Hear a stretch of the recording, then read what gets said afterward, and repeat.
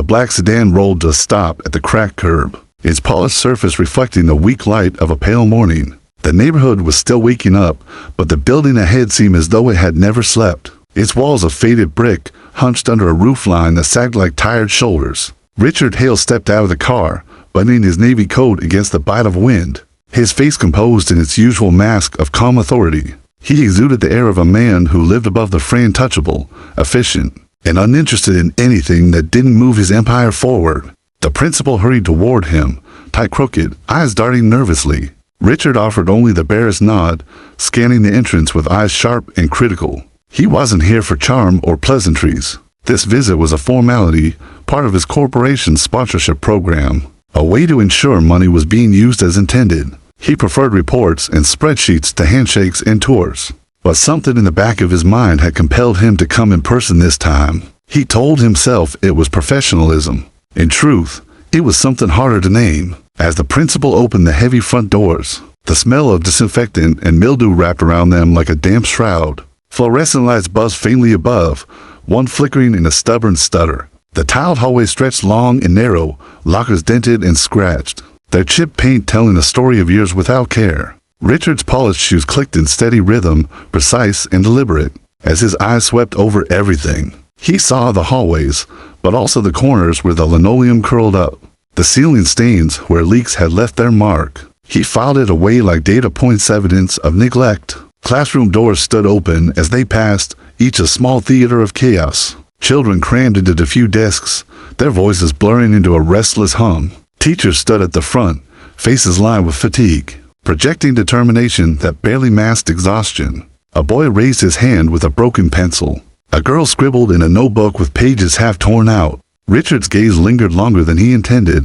His throat tightened, but he forced the sensation down, scribbling in his leather-bound notebook instead. Overcrowded, insufficient supplies, staff morale questionable.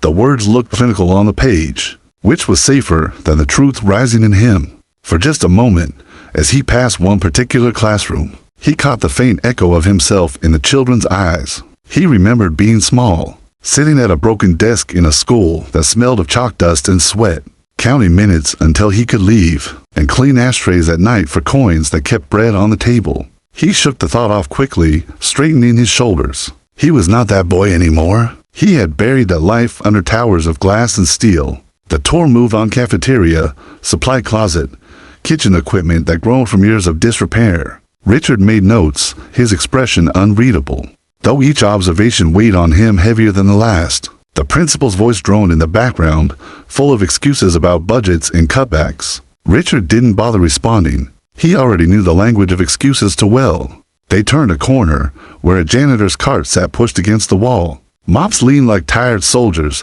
buckets half filled with murky water. The principal hesitated, but Richard did not. He pushed open the door marked restroom, without waiting.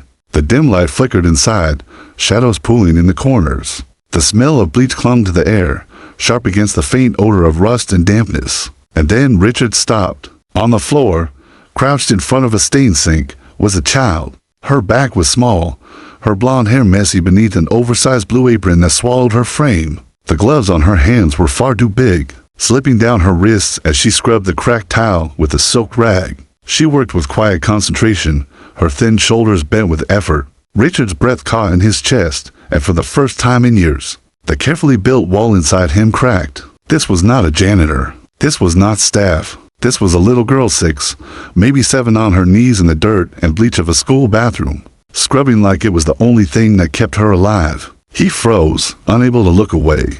The door creaked louder than Richard intended as it swung back against the tiled wall, and the sound made the girl flinch. Her small hand stilled mid-scrub, as she looked up with eyes that were far too old for her face, blue, wide, and wary, like a cornered animal who had learned not to expect kindness. For a heartbeat, Richard felt as though those eyes cut through his steel exterior, slicing past the boardrooms and penthouses straight into the boy he had once been. He cleared his throat, softening his voice though it still carried an edge of command. "What's your name?" The little girl swallowed, her gaze dropping to the dirty rag. "Lily," she whispered. Her voice was so faint that Richard had to lean closer to hear it, as if she were afraid of making too much noise in a world that had already forgotten her. "Why are you cleaning this bathroom?" Richard asked, his words slow, deliberate. He expected a teacher to rush in, to explain, to claim it was some kind of mistake. But the silence stretched, filled only by the buzzing fluorescent light and the faint drip of a leaking faucet. Lily shifted, pulling the oversized gloves higher on her arms. "They give me $5 if I help." Her lips trembled as she spoke, but she forced the words out with a kind of practiced bravery. "I use it to buy lunch." Richard's body went rigid. $5 for cleaning filth like this. He glanced around the restroom, at the rust-stained sinks, the cracked mirrors, the smell of decay. His jaw tightened. Behind him, the principal stumbled into the doorway, face pale and sweating. "Mr. Hale, please, I can explain." Richard straightened, turning on him with a glare so sharp the man's voice faltered. "Explain what?" "That a child is scrubbing your bathroom so she can eat." His words sliced through the air, low but dangerous. The principal opened his mouth again, fumbling for excuses about budgets, about community outreach, about families in need. Richard didn't hear a word, because in that moment, he wasn't in a school bathroom anymore. He was back in a dim bar, 6 years old, standing on a stool with a rag in hand, wiping cigarette ash from counters while men laughed too loudly, and his mother sat in the corner counting tips, praying they would stretch enough to buy bread. He could almost feel the sting of smoke in his lungs, hear the clatter of coins dropped into his small palm like scraps. He had promised himself, when he built his empire brick by brick, that he would never look back. But Lily's presence shattered that promise. She was him 30 years earlier. Enough, Richard muttered, more to himself than the principal. He turned back to Lily, crouching so he could meet her at eye level. She still wouldn't look at him. She pressed the rag harder into the tiles, as if afraid he might take even that small dignity away. His chest tightened in a way he hadn't felt in decades. "Do you like school?" he asked quietly. Asterisk, she hesitated. "I like learning," she whispered. Then, after a pause, "But sometimes I get hungry." Richard rose slowly, his expression unreadable, but inside, his heart pounded. He had walked into this school expecting broken desks and misused funds. Instead, he had found himself. He didn't know if he could face that truth. He turned to the principal, his voice cold and final. "We're done here." "But sir," I said, "we're done." Without waiting, Richard strode out of the bathroom, his polished shoes echoing like gunshots down the hall. The principal scurried behind him, but Richard's mind was miles away. He barely noticed when the driver opened the car door. He slid into the back seat, his hands clasped tightly, the mask on his face threatening to crack. As the car pulled away from the curb, he stared out the window, seeing nothing of the city rushing past. All he could see was the child on her knees in the dirt, her voice whispering about $5 and lunch. Lily, the name repeated in his mind, over and over, a haunting rhythm. For the first time in years, Richard Hale felt powerless, and that terrified him more than anything. Asterisk, the city skyline blurred past the tinted windows. But Richard Hale didn't see it. He sat rigid in the leather seat of his car, hands clasped so tightly his knuckles whitened. The steady hum of the engine only amplified the storm brewing in his chest. For years, he had perfected the art of indifference, every decision calculated, every glance precise, every word sharpened like steel. But one small figure in an oversized apron had shattered all of that in less than a minute. Lily, 6 years old, scrubbing floors for $5 so she could eat. The image clung to him like smoke, suffocating an inescapable at the penthouse. His assistant greeted him with a tablet full of schedules, contracts, and stock upgrades. Normally, Richard thrived on such order, but today he shoved it back without looking. "Cancel everything," he muttered. His voice was flat, but his eyes burned. "I don't want to see anyone until tomorrow."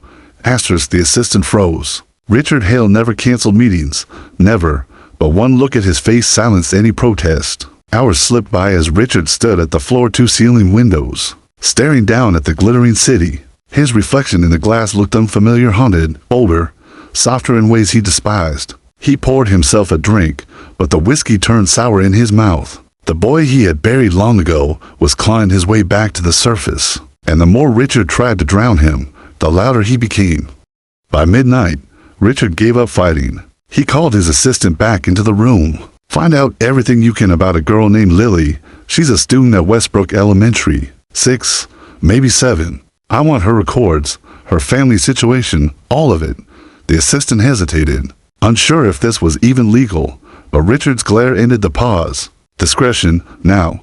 By morning, a thick folder sat on Richard's desk. He stared at the manila cover for a long time before opening it. Each page hit like a blow. Lily Carter, born to a single mother, Emily Carter, who worked 2 jobs, one at a diner, another cleaning offices. Father absent, location unknown, rent overdue, utilities often shut off. Records showed Lily had missed meals, sometimes entire days of school. Teachers noted she was bright, eager, but often tired. One report mentioned she had fainted in class. Richard's throat closed as he read. He saw her face again, eyes lowered, voice barely a whisper. I use it to buy lunch. He snapped the folder shut, his pulse pounding in his ears. A memory stabbed through him, unbidden, his own mother crying quietly in the kitchen. Her hands raw from scrubbing floors, her body thin from skipping meals so he could eat. He remembered pressing coins into her palm, tiny and ashamed. The smell of bleach clinging to his skin. That boy had vowed he would never feel powerless again. Yet here he was, a millionaire CEO, staring at paperwork that made him feel exactly as helpless as he had back then. He could have ignored it. Many men in his position would. Donate another check, make a quiet gesture, let the story fade. But Richard's instincts told him there was more to this. He couldn't shake the bruises he thought he saw on Lily's wrist, the hollow way she spoke, the resignation in her tiny framed dot. By afternoon, he was back in his car. Westbrook, he ordered. The driver didn't question it. The school looked even worse under daylight. The cracks in the walls starker. The playground abandoned except for a broken swing squeaking in the wind. Richard walked the halls alone this time, his presence commanding silence from everyone he passed. When he reached the cafeteria, he scanned the tables until he saw her. Lily sat with no lunch tray in front of her, just a plastic cup of water she cupped in her hands like it was precious. Around her, other children laughed and ate, oblivious. Her shoulders curled inward, small as a shadow. Richard's chest tightened. He had seen enough. When recess came, he found her again in the hallway, clutching a rag, wiping at lockers with the same quiet focus he had seen in the bathroom. He stepped closer, his voice softer this time. Lily. She froze, looking up at him cautiously. Her eyes flickered with recognition. You should be outside, he said. Her lips pressed together, and after a moment she whispered, I can't. I owe them for lunch yesterday. Richard's jaw clenched. He crouched down, lowering himself until he was eye level with her again. The walls he had spent years building were crumbling, and he hated how natural it felt. What do you want to be when you grow up? He asked suddenly. She blinked, surprised by the question. A teacher, she whispered, but I don't think I can. Why not? Her eyes filled with a sorrow no 6-year-old should know. Because teachers don't have to clean bathrooms. I probably always will. Something inside Richard broke. For the first time in years, he felt a burning in his chest that wasn't ambition or anger. It was something deeper, heavier. As Lily lowered her head and returned to scrubbing, Richard straightened slowly. His expression hardened, but it wasn't his usual mask of indifference. This was something else, resolve forged in the fire of recognition. He had walked into that school yesterday as a sponsor, as a businessman checking boxes. Today, he knew he wouldn't leave the same man, because Lily's fight was his fight, and he wasn't about to let her lose it. Richard returned to his penthouse that evening, but the city lights outside his window looked different now, colder, harsher, as if mocking him. He poured himself another glass of whiskey, but it burned without comfort. No matter how hard he tried, Lily's voice replayed in his mind. I probably always will. That small sentence carried the weight of an entire generation of children, crushed under the same cycle he had once clawed his way out of. But unlike him, Lily might not escape. He didn't sleep that night. At dawn, when most of the city was still silent, Richard was already in his car, the driver catching a glimpse of his boss's face in the mirror, pale, rigid, restless. Richard's empire had been built on information, and if he was going to confront what he had seen, he needed more than pity. He needed the truth. At the school, he bypassed the principal entirely. Instead, he spoke to the teachers, the cafeteria workers, the janitorial staff. Most were cautious, their eyes darting nervously, but when Richard pressed with that steady, commanding tone, pieces began to fall into place. Lily was known as a helper. She scrubbed bathrooms, wiped lockers, even swept classrooms for spare change. She rarely brought lunch, sometimes fainted in the afternoons. and her mother Emily Carter was spoken of with pity. She works herself to the bone, one teacher admitted, but it's never enough. We try to help where we can, but her voice trailed off, and Richard caught the unspoken words. It wasn't enough. He left the school with a heaviness he hadn't felt in years, but he wasn't finished. By late afternoon, he was parked in front of a small, crumbling apartment building on the edge of the city. Paint peeled from the siding, and broken blinds hung like defeated flags in the windows. He checked the folder again. Apartment to be. The hallway smelled of mildew and fried food. He knocked once, twice. The door opened a crack, and Emily Carter stood there. Her face was tired, framed by loose strands of hair escaping a messy bun. Her eyes, though kind, were dulled by exhaustion. Behind her, Richard saw bare walls, a sofa patched with tape, and a fridge humming loudly in the corner of a small kitchen. Mrs. Carter. Richard said carefully, "Yes." She asked, wary, "My name is Richard Hale. I sponsor Westbrook Elementary. I've met your daughter." At Lily's name, Emily's guard softened slightly. "Oh, Lily didn't do anything wrong, did she? She's a good girl. She's more than a good girl," Richard cut in gently. "She's extraordinary. But I need to ask, why is she cleaning bathrooms at school?" Emily's lips tightened. She opened the door a little wider, letting him step inside. The apartment was clean, with sparse furniture mismatched, a single lamp flickering, cupboards with only a few canned goods stacked neatly. Emily sank into a chair, her hands trembling as she folded them in her lap. "She wants to help," she whispered. "I never asked her to. I work two jobs, but some days, it's still not enough. She saw me crying once when the electricity was cut off. After that, she started cleaning at school. They give her a few dollars here and there, and she thinks she's saving me." Emily's voice cracked. "I tell her she shouldn't, but what do I say? That we'll go hungry instead?" Richard's throat tightened. He should have felt pity, but what he felt instead was recognition. He had been Lily once, and Emily was his mother. The cycle had repeated itself in front of him, decades later, and the weight of it nearly knocked the breath from his chest out as he stood there. His eyes flicked to Lily's backpack on the floor. The zipper was broken, its edges fraying. A small drawing poked out from one of the pockets. A stick figure family. A girl with blonde hair, a mother with tired eyes, and beside them, a blank space where a father should have been. Something else caught his eye then. On the edge of the drawing paper were smudges, dark, round, uneven. Not ink, not pencil, bruises. His memory flashed back to the marks he thought he had seen on Lily's wrist. He turned back to Emily, his voice lower now, edged with suspicion. "Your daughter. She had bruises." Emily stiffened. Her hands gripped the edge of the chair. "I know. I've noticed. She says she falls, but..." Emily's eyes darted away, her lips trembling. "Her babysitter sometimes gets angry. I can't afford anyone else, and I can't leave her home alone while I'm working nights." Richard's pulse pounded. The thought of Lily Small, fragile Lily enduring harm from someone meant to protect her, made fury rise like fire in his chest. He clenched his fist to steady himself. "Where is she now?" he asked. Emily swallowed. "At the sitters?" Richard's jaw set like stone. He turned toward the door. Every muscle in his body coiled with a determination he hadn't felt since his early days of clawing out of poverty. He had fought once for his own survival. Now, he realized, he would fight for hers. He left the apartment without another word, his driver trailing behind. In the back seat, Richard's reflection in the window looked sharper than before, not the detached CEO, but a man on the brink of war. Lily wasn't just a child cleaning bathrooms anymore. She was a mirror, a reckoning, a spark that had reignited something dangerous inside him, the refusal to let a child's innocence be stripped away by hunger, neglect, or cruelty. The next move would not be subtle. Richard didn't wait until morning. His car sped through the city streets under the glow of flickering streetlights, every block pulling him closer to an address he had scribbled from Emily Carter's lips. With a tight jaw and a silent vow, apartment for C, a low-rise in a forgotten part of town where the lampposts leaned, and the stairwell smelled of damp rot. He stepped out of the car, his polished shoes crunching on broken glass scattered near the curb. The driver glanced at him in the mirror, uncertain. "Sir, should I?" "No," Richard snapped, his voice flat. "Final? Stay here."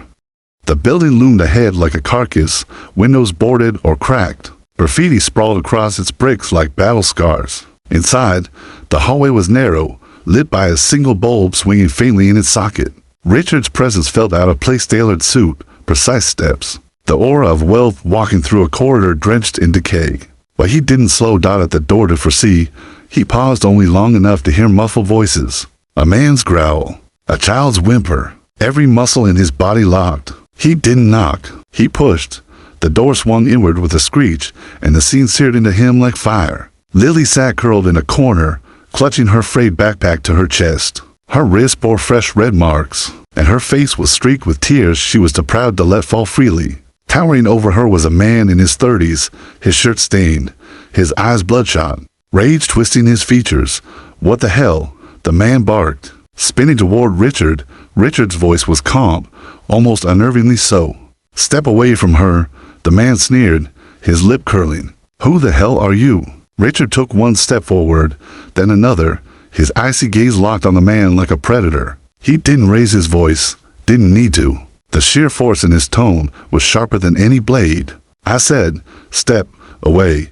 The babysitter hesitated, his bravado flickering under Richard's stare. But instead of obeying, he smirked, reaching for Lily's arm. That was enough. Richard moved faster than his age or his suit suggested, gripping the man's wrist in an iron hold. The babysitter yelped, twisting, but Richard's strength didn't waver. For years, Richard had fought his way out of poverty with fists and grit long before he ever fought with contracts and numbers. That part of him hadn't died, it had only slept. "You touch her again," Richard said, his voice low, "lethal, and I'll bury you so deep not even your shadow will crawl out." The man's eyes widened. He pulled back, stumbling, and Richard shoved him toward the wall with a force that rattled the picture frames. Lily gasped, but when Richard turned to her, his face softened instantly. "You're safe now," he said gently, crouching to her level. Her small hands trembled as she clutched the backpack tighter. You came back." Richard's chest tightened at her words. No one had ever come back for him when he was a boy. No one. That was when he knew. He would not let Lily disappear into the cracks of the world, like he once nearly did. He stood, his gaze flicking back to the babysitter. "If I see you near her again, near her mother, near this building, I'll make sure every cop, every lawyer, and every headline in this city knows your name. Do you understand me?" The babysitter sputtered, but Richard's glare silenced him. Taking Lily's hand, Richard led her out of the apartment, down the creaking stairwell, and into the crisp night air. The driver's eyes widened when he saw the child beside him, her cheeks flushed with tears and fear. "Take us home," Richard ordered. The car pulled away, and for the first time, Lily relaxed against the leather seat, her small frame slumping from exhaustion. She looked at Richard with cautious wonder, as if trying to understand why a man like him, polished, powerful, untouchable, had stepped into her broken world. "Why are you helping me?" she whispered. Richard turned his gaze out the window, the city lights flashing across his face like fragments of memory. "Because once," he said quietly, "I was you." The car fell silent except for the hum of the engine. Lily's eyelids grew heavy, her head leaning against the seat. For the first time in what might have been months, she let herself feel safe enough to sleep. Richard watched her, a storm churning inside him. This was no longer about charity or corporate sponsorship. This was personal. The empire he had built suddenly felt hollow compared to the fragile weight of the child, now sitting beside him, and as the car carried them into the night, Richard knew one truth. He had just declared war, not on a babysitter, not on a broken school system, but on the very cycle that had tried to claim him and had nearly claimed Lily. He would not rest until it was broken. Richard Hale had fought wars his entire life, wars of business, wars of survival, wars of willpower fought in boardrooms where the only weapon was control. But the war that now rose before him was different. This was no negotiation over numbers, no argument over profit margins. This was a war for a child's life, and in a way, for his own redemption. When he brought Lily to his penthouse that night, the contrast was jarring. She stood barefoot on marble floors, clutching her frayed backpack, her eyes darting at the sprawling space of glass and steel. The glittering city skyline stretched beyond the windows like an alien world, too bright, too distant. Richard saw her reflection in the glass, small, fragile, out of place. It mirrored exactly how he had once felt in homes that were never his. Working jobs no child should know. "Are we allowed to be here?" Lily whispered, her voice barely audible. Richard crouched, meeting her gaze. "You're safe here," he said. "This is my home. And tonight, it's yours too." She nodded, but he noticed her eyes flick to the refrigerator with a hunger she tried to hide. He motioned to the kitchen, and soon she was sitting at the counter with a plate of food far too big for her small frame. She ate quickly, almost desperately, until Richard gently slowed her. "No one is taking this from you," he said quietly. That night, when Lily finally slept on a guest bed so soft it seemed to swallow her whole, Richard stood outside the door, his hand resting on the frame.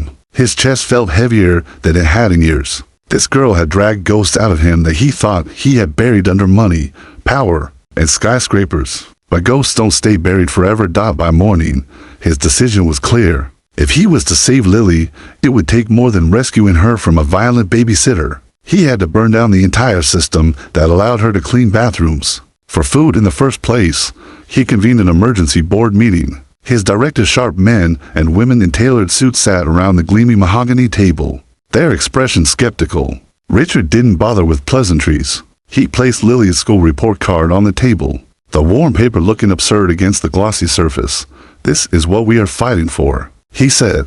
His voice was steady, but burned with an intensity none of them had seen before. "A 6-year-old child cleaning bathrooms for $5 to buy food. At a school we sponsor." The board exchanged uneasy glances. One cleared his throat. "Richard, with respect, charity has limits. Our focus is the company. Investors, Richard cut in sharply, his eyes like steel. Invest in people. And if we allow children to starve and scrub floors for survival in schools with our name on them, then we have already failed." A silence settled across the room. Some of the directors shifted uncomfortably, others frowned. But Richard pressed on. He outlined a sweeping reform initiative, millions redirected into school infrastructure, free meal programs, scholarships, and aftercare protections. He wanted a system where no child would ever have to trade dignity for food again. The pushback was immediate. Words like reckless, unsustainable, and public relations disaster were thrown across the table. One director even sneered, "This isn't personal, Richard." "Don't make it personal." Richard leaned forward, his jaw tight. "It is personal. It's a war against the world that tells children like Lily they're worthless. And I won't sign my name to a company that profits while children suffer in silence." For the first time, some board members faltered under his gaze. Others hardened. He knew then this wouldn't just be an argument. This would become a battle fought in newspapers, on television, in shareholders' meetings. They would come for him, try to strip him of power. But Richard didn't care. That evening, the press caught wind of his announcement. Cameras flashed as reporters demanded sound bites. Richard stood at a podium, the city skyline behind him, his voice carrying like thunder. "We will not turn away from the children who clean bathrooms to eat. We will not tolerate hunger in schools. This company will lead a revolution in education funding, and anyone who stands in the way stands against me." Asterisk, the words hit headlines within hours. Some praised him as a savior. Others condemned him as reckless. Investors threatened to pull out. But amidst the storm, something remarkable happened. Teachers, parents, and even students began sending letters, emails, messages of gratitude. For once, Richard's empire wasn't just a monument to wealth. It was becoming a lifeline. Back in the penthouse, Lily watched the news on a television bigger than the walls of her apartment. She turned to Richard, confusion written on her face. "They're talking about you," she said softly. Richard crouched beside her, his voice low, steady. "No, Lily, they're talking about you." Her eyes widened. "Me? Yes. You're the reason this started. You're the reason it will change." Lily blinked, her small hands clutching the edge of the blanket wrapped around her. For the first time since he had met her, Richard saw not resignation in her eyes, but a flicker of hope. And deep down, he knew this war had only just begun. The storm that Richard Hale had unleashed was larger than even he had anticipated. For weeks, headlines blared his name alongside words like reckless visionary and corporate traitor. Investors withdrew. Competitors mocked. Talk shows debated whether the mighty Hale Corporation had lost its edge. And whispers circulated about a possible coup from within his own board. Richard didn't flinch. He poured millions into schools across the city, ensuring free meals, new books, working heat, and roofs that no longer leaked. He received letters from children who could eat lunch without shame, from mothers who cried with gratitude. But the backlash grew just as fierce. Anonymous threats came. Protesters gathered outside his headquarters, accusing him of playing savior to the poor while risking shareholder wealth. Through it all, one thought steadied him: Lily. Every night, she sat at his penthouse table, drawing pictures with markers he had bought, her laughter occasionally drifting down the hall as she talked to him about simple things, her favorite stories, the way the swing squeaked at her school, her mother's smile when she managed to bring home a few dollars. Richard had not realized how hollow silence could be until this little voice filled his rooms. It was a strange feeling, like the echo of a family he had lost before he ever had one. Then came the letter from Westbrook Elementary. The school was holding an assembly to thank donors and announce the reforms. They asked Richard to attend. He intended to go quietly, but the press learned of it, and the anticipation swelled. It would be the first time he stepped into the public eye since his announcement, and everyone wanted to see if he would stand firm or falter. The morning of the assembly, the auditorium buzzed with tension. Parents filled the seats, reporters lined the walls, cameras poised. Teachers whispered nervously backstage. The principal stood stiffly, praying this event wouldn't spiral into scandal. Children filed onto the stage, some fidgeting, some grinning wide. Among them was Lily, her blonde hair brushed neatly, her shoes mismatched but polished. When Richard saw her, sitting cross-legged at the front, his chest tightened. She spotted him in the crowd, and for the first time, her eyes lit up with something pure trust. The principal cleared his throat into the microphone. "We are grateful to our sponsors for their support. And today, one student would like to share her story." Gasps rippled as Lily was nudged toward the microphone. She stood trembling, the microphone taller than she was. Her small voice cracked as she spoke. I used to clean the bathrooms here for $5. I did it because sometimes I was hungry." The auditorium fell silent. A hush so complete, it seemed the entire city was holding its breath. Cameras zoomed in on her tiny hands gripping the stand. But now, she continued, her voice gaining strength. "I don't have to clean anymore. I get to eat.